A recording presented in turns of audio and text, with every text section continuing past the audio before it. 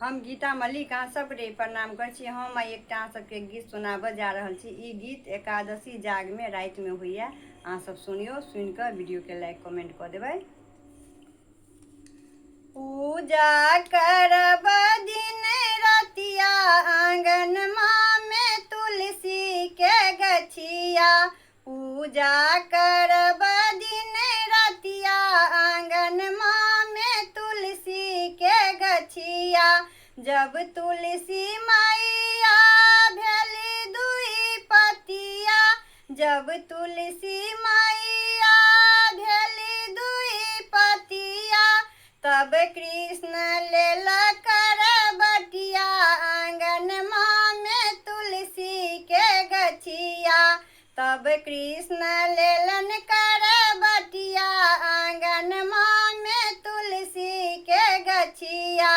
पूजा करब दिन रतिया आंगन में तुलसी के गछिया। जब तुलसी मैया भेली तीन पतिया। जब तुलसी मैया भेली तीन पतिया। तब कृष्ण देलनि ठेहुनिया आंगन में तुलसी के गछिया। तब कृष्ण देलनि ठेहुनिया आंगन में तुलसी के गछिया। पूजा करब दिन रतिया आंगन में तुलसी के गछिया। जब तुलसी मैया भेली चारि पतिया। जब तुलसी मैया भेली चारि पतिया। तब कृष्ण देलनि डेगा डेगिया आंगन में तुलसी के गछिया।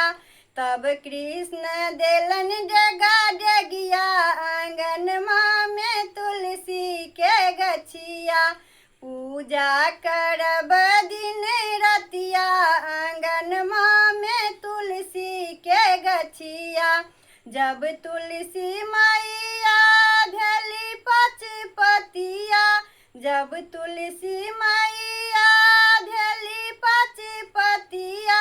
तब कृष्ण केला मखन चोरिया आंगन में तुलसी के गछिया।